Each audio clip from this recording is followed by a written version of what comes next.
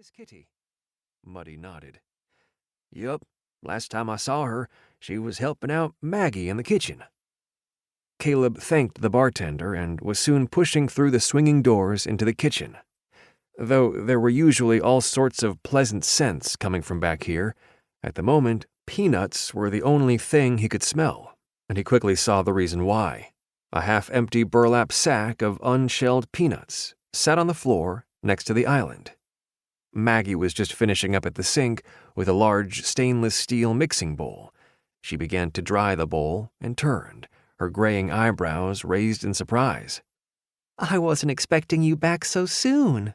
She smiled slightly and added, "I presume you're looking for Kitty and not just back here to say hello?" With a pinched smile, Caleb replied, "You hit the nail on the head, Maggie. Could you tell me where she's gotten to?" His quest to find Kitty seemed almost at an end, and he felt his heart beginning to beat a bit faster in anticipation of seeing her again. "She was running an errand for me. Took a couple of cans of peanut spread I'd ground up for Dr. Brown down to his office. But now that you mention it, I haven't seen her for at least 10 minutes or so. Wouldn't have thought it would take her that long." With a nod and a wave, Caleb pushed through the screen door to the alley, saying, "Thanks, Maggie. Get yourself to safety." "Wherever that is," the cook said, as the door closed with a clack at Caleb's back. The alley behind the Nugget was on the shaded side of the building, and it was usually cooler here. Though dark storm clouds now rolled across the valley from peak to jagged peak, it was still stiflingly hot, and it didn't seem to matter which side of the building a person was on.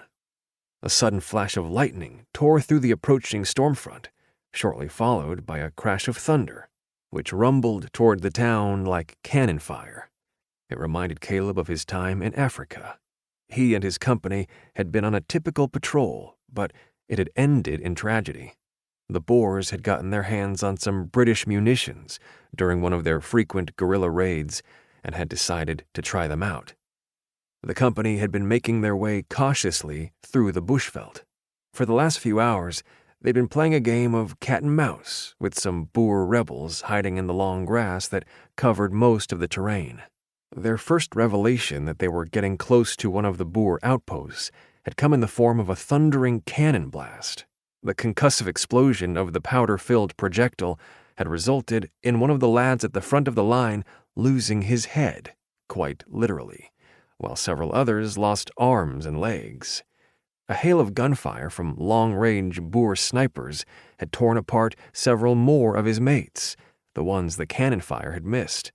But Caleb had been fortunate to have been marching at the column's rear, and thus had been spared much of the explosive's impact and most of the bullets.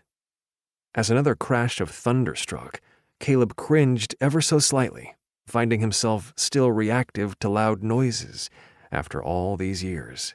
It was ironic, considering his role with explosives in the army and afterwards. But that was different. He was prepared for the sound of the explosions.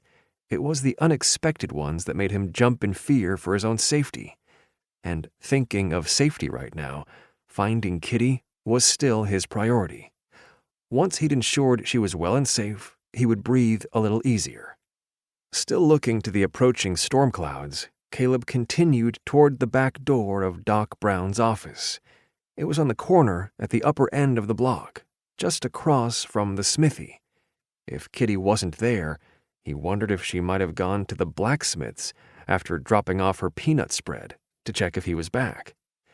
As Caleb grew closer to Brown's, he turned his attention from the skies and looked groundward once again, and as he did, his eyes widened in concern. Only a few yards short of the rear entrance to Brown's office lay an object that looked quite familiar, Kitty's new basket, which he'd purchased for her at Vickers 5 and 10. But why was it lying in the dirt? There were 2 tins labeled Johnson's Finest Lard, one still in the basket, the other on its side just outside. Caleb crouched and returned the tin to the basket, wondering why Kitty would just drop everything and walk away. He knew there had to be a reason, and his eyes widened even further as he began to imagine the possibilities. Caleb